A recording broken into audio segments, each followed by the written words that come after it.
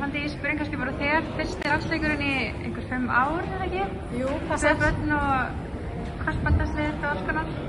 Bara hvernig var tilfinningin að klæðast landsliðstreyjunni og koma inn á Laugardalsvöll og spila? Hún var bara mjög góð og ekstra skemmtilegt að fá að vera númer 5. Annars 2-0 tap hérna heima á móti Frökkum. Hvernig bara fundið þið svona strax eftir leik? Mér finnst þetta svekkjandi. Þetta voru óþarfa 2 mörk sem við fengum á okkur. Svona einbeitingarleysi bara í nokkur sekúndur og þær refsuðu okkur fyrir það. Þannig að já, bara svekkjandi. Það var ekkert að gerast í þessum leik og það átti ekkert skilið að vinna 2-0.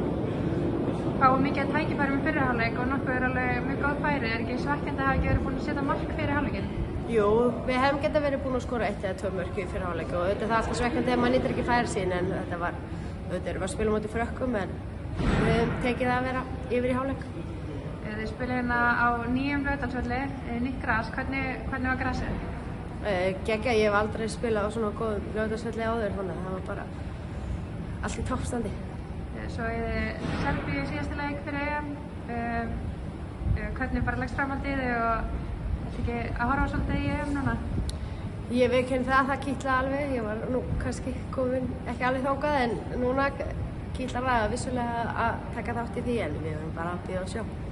Ég er klár ef að kallið kemur. Takk fyrir þetta, Gunngeir.